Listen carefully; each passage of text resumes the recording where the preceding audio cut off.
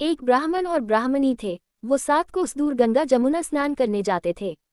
रोज इतनी दूर आने जाने से ब्राह्मणी थक जाती थी। एक दिन ब्राह्मणी कहती है कि कोई बेटा होता तो बहू आ जाती।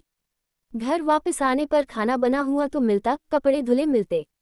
ब्राह्मण कहता है कि तूने भली बात चलाई, चल मैं तेरे लिए बहू ला ही देता हूँ। ब्राह्मण फिर बोला कि एक पोटली में थोड़ा सा आटा बांध दे, उसमें थोड़ी सी मोहर अशरफी डाल दे। उसने पोटली बांध दी और ब्राह्मण पोटली लेकर चल दिया। चलते चलते कुछ ही दूर एक गांव में जमुना जी के किनारे बहुत सारी सुंदर लड़कियां अपने घर बनाकर खेल रही थी। उनमें से एक लड़की बोलती है कि मैं तो अपना घर नहीं बिगाड़ूंगी, मुझे तो रहने के लिए ये घर चाहिए।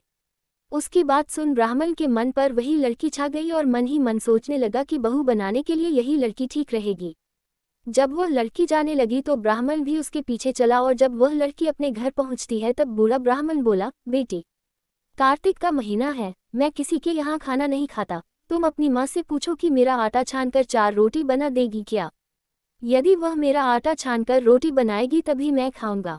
लड़की अपनी माँ को सारी बात बताती है। माँ कहती है कि बेटी, बाबा से कह दे कि रोटी में 4 रोटी वह भी खा लेंगे, लेकिन लड़की कहती है कि नहीं माँ, बाबा ने कहा है कि मेरा आटा छानकर बनाओगी तभी वह खाएंगे। तब उसकी माँ कहती है कि ठीक है, जा बाबा से कह दे कि अपना आटा दे दे। उसने आटा छाना तो उसमें से मोहर अशरफी निकलती है। वह सोचती है कि जिसके आटे में इतनी मोहर अशरफी है उसके घर ना जाने कितनी होंगी। जब ब्राह्मण रोटी खाने बैठा तो लड़की की माँ बोली, बाबा, तुम लड़के की सगाई करने जा रहे हो।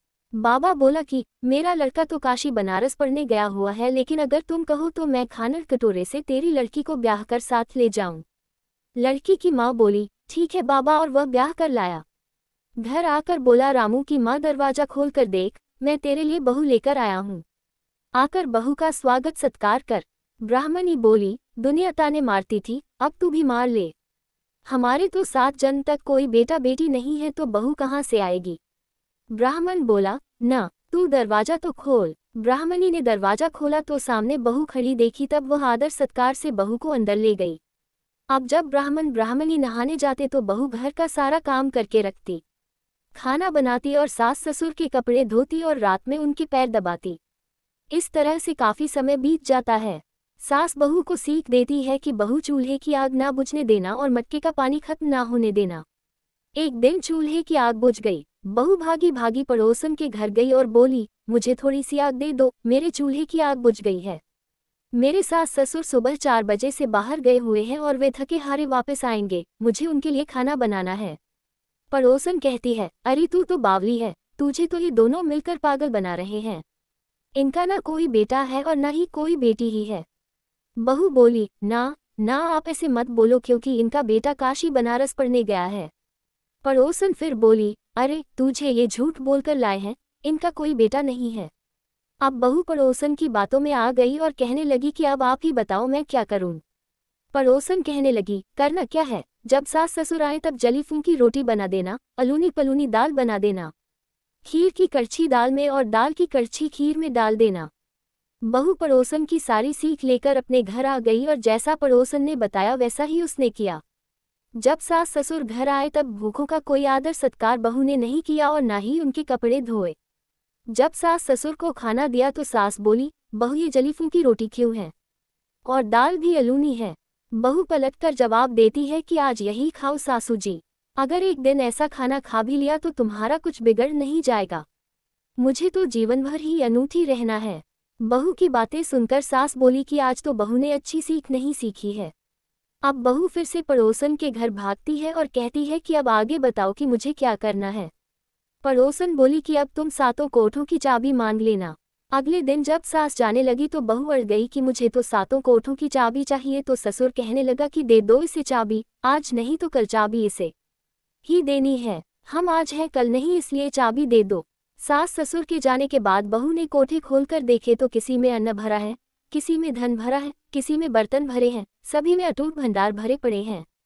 जब बहू ने 7वां कोठा खोला तो उसमें महादेव जी, पार्वती जी, गणेश, लक्ष्मी जी, पीपल पथवारी, कार्तिक के ठाकुर, राय दामोदर, तुलसा जी का बिड़वा, गंगा जमुना बह रही है, 36 करोड़ देवी देवता भी विराजमान है और वहीं एक लड़का चंदन की चौकी पर बैठा माला जप रहा है।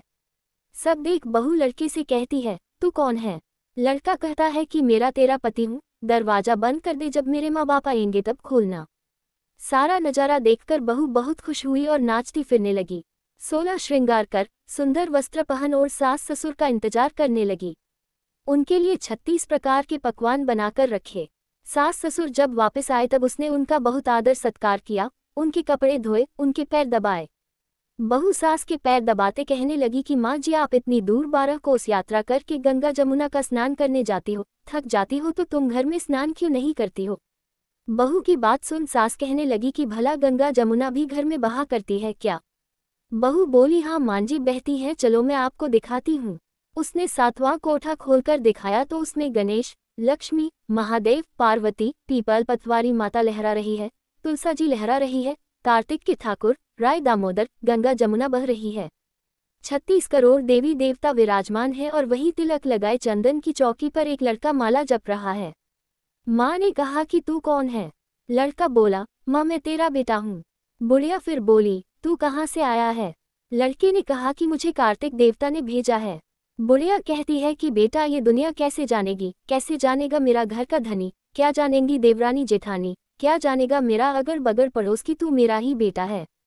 बुढ़िया ने विद्वान पंडितों से सलाह ली तो वह बोले, इस पार बहू बेटा साथ खड़े हो जाए और उस पार बुढ़िया खड़ी हो जाए।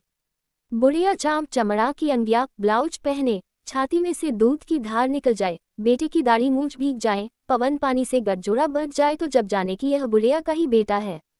उसने ऐसा ही किया। चाम की अंगिया फट गई, छाती में से दूध की धार निकली, बेटे की दाढ़ी मूंछ भीग गई, पवन पानी से बहू बेटे का गठजोड़ बंध गया। ब्राह्मण ब्राह्मणी की खुशी का पार ना रहा, वे बहुत खुश हुए। हे कार्तिक के ठाकुर, राय दामोदर, भगवान ने जैसे बहू बेटा उसको दिए वैसे सभी को देना।